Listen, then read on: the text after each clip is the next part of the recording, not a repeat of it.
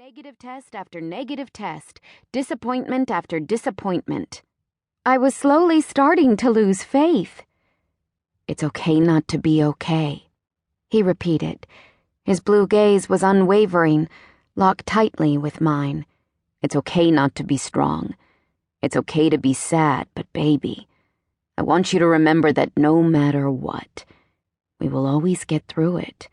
No matter what, it will always be me and you, hand in hand, standing side by side and facing every difficulty and challenge together." His eyes searched mine, and I nodded. "I mean that, Georgia." He continued to reassure me. "I love you. I will never stop loving you. And if we're meant to have a baby, we will. No matter what outcome we end up with, what our family portrait looks like. I will always love you. And I will always be here for you, holding you, supporting you, and being so fucking grateful that you're mine." My lip trembled again, and more tears flowed down my cheeks, knowing how hard this talk was for me, but also for him. I tried to inject just a tiny speck of humor.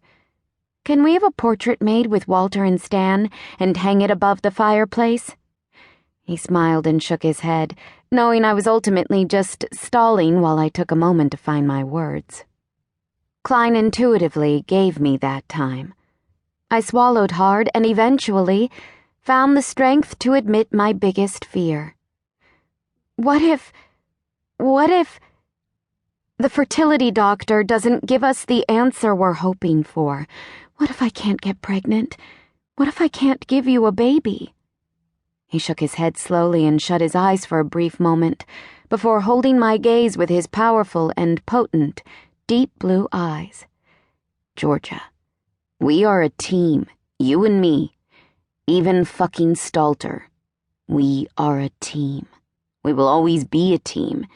And if the fertility doctor tells us a healthy pregnancy isn't possible, then that isn't your fault. It is no one's fault. It's just what's supposed to happen for us. Baby, no baby, we will always be in us." I looked into his eyes for a long moment, unsure of what to say, the ability of speech seemingly lost. "Us," he repeated. "No matter what, we will always be in us, even if we can't have a baby." He smiled at that, which took me by surprise. I tilted my head to the side in confusion. "Yes, baby, even if we can't have a baby."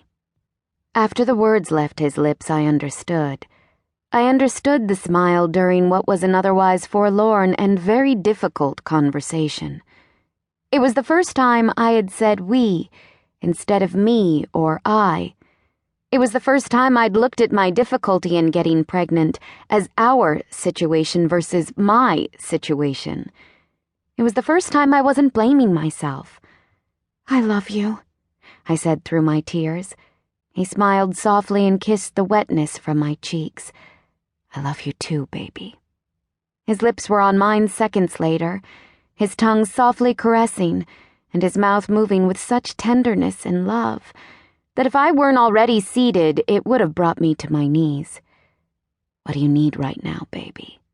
he whispered against my lips. "Make me forget about everything for a little bit. I don't want to think about anything.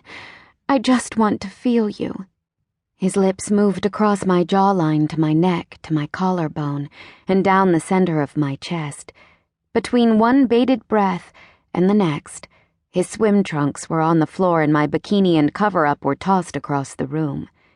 He positioned his body over mine and gently moved us so that my back fell against the soft comforter.